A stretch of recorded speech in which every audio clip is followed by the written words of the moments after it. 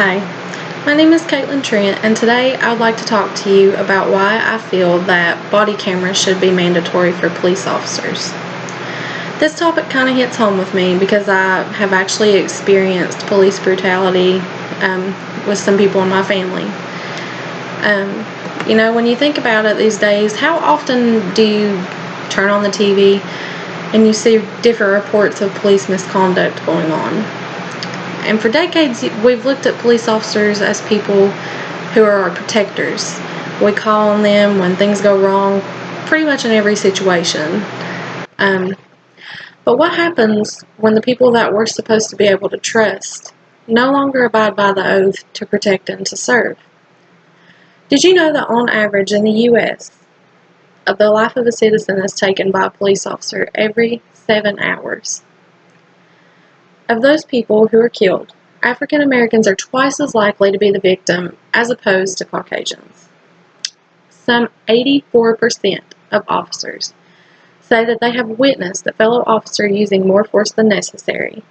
Yet in the U.S., a small fraction of over 17,000 law enforcement agencies actually track these reports of police misconduct. These are pretty frightening statistics involving people that we're supposed to be able to turn to. So who do we turn to now? Although some people would say it shouldn't be mandatory that cops wear body cameras, I have to disagree. My reasons for disagreeing would be police brutality, racial profiling, and abuse of power. I've noticed these days that a lot of people are so willing to turn a blind eye to police violence. According to statistics, this year alone, police officers have killed 852 people. In 2017, there were only 14 days where no one was killed by a police officer. Perhaps the most shocking statistic is that 99% of cases from 2015 have not resulted in any officers being convicted. Why are these officers let off the hook so easy? Why do they get away with unjustified violence or murder? Lack of evidence plays a big part, as well as poor enforcement of rules at each of these stations. My uncle, now getting around to what I've experienced with police brutality, my uncle, he was probably in his upper 50s. He was at a high school football game, and he was approached by a police officer. Well, the police officer had told him that he was sitting in reserved seating. Well, my uncle, he just asked where the sign was because he didn't see it, and he was trying to let the police officer know that it was an innocent mistake. The police officer just told him that it would be best if he would just remove himself from the area.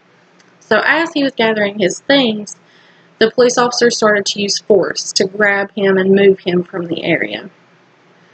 My uncle asked to be let go, and when he did, he was maced in the face repeatedly. He was rushed to the hospital. He spent some time there recovering, and even though that this happened in public at a football game, there were witnesses that saw what happened. My uncle hired a lawyer. The police officer was still not convicted. Had he been wearing a mandatory body camera, I feel that the outcome of the situation would have played out very differently, if it would have even happened at all. But moving on, another very big issue amongst the law enforcement industry is racial profiling. Not only is this an issue when it comes to shootings, but it's also a very big issue just in the everyday life of these people. A study of state police conduct in Arizona showed that Highway Patrol was 3.5 more times likely to search a stopped Native American, 2.5 times more likely to search a stopped African American or Hispanic individual when compared to whites. In Chicago, the city's own data states that African Americans and Hispanics were searched 4 times more often than whites, but contraband was found twice as more often in the possession of white drivers. These statistics are just some examples of racial profiling that goes on in day-to-day life. When it comes to shootings, the statistics are even more appalling.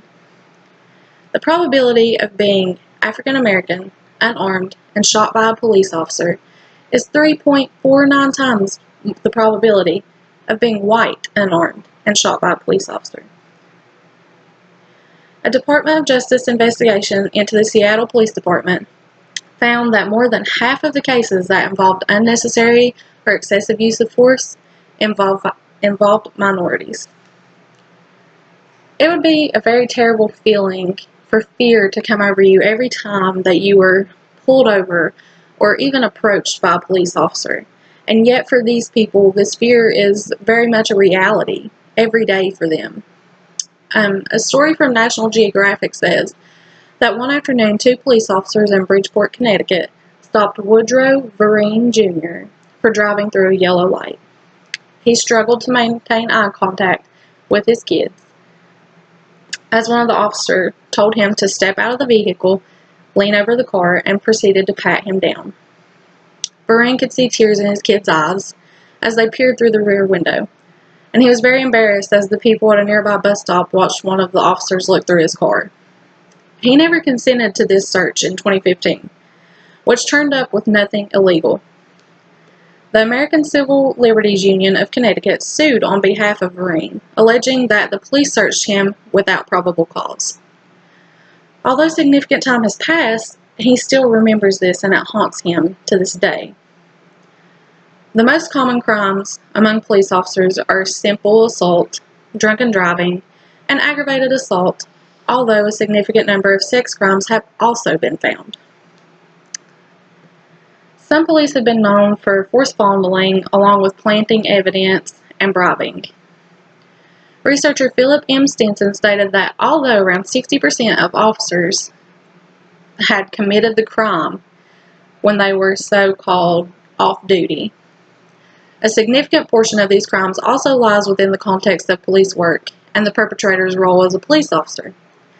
There have been many different instances where off-duty police officers will flash a badge or weapon or use their power and authority that is given to them as a means to commit a crime. The Justice Department studied a series of sexual assaults committed by San Diego police officers. Studies found that police officers who were working late shifts by themselves used traffic stops to commit sexual crimes against women they pulled over. The study also found that more than 81% of crimes committed by patrol were committed by patrol or detective level officers. In conclusion, all of the officers that were actually arrested for their offenses, ranging from murder to drunken driving, only 54% were fired, and 37.5 officers that had committed domestic violence or had domestic violence charges lost their jobs. Roughly 2/3 of all the arrests were made by an agency that did not employ the officer. And in some cases, agencies were not even aware of the crimes perpetrated by their own officers. I feel that if body cameras were mandatory, a lot of these tragedies could be avoided. If you know that every move that you make is being recorded, you're probably not going to commit a crime. Not only would body cameras help with providing evidence to convict officers, but it would also protect them from false accusations because they would have the proof to back up that the police officer was innocent or guilty. Having mandatory body cameras and really cracking down on the rules at these stations could greatly impact these issues and maybe even save lives. But thank you for watching, and I hope that you agree with me. And honestly, I hope that something is done to make body cameras become a mandatory thing with these officers.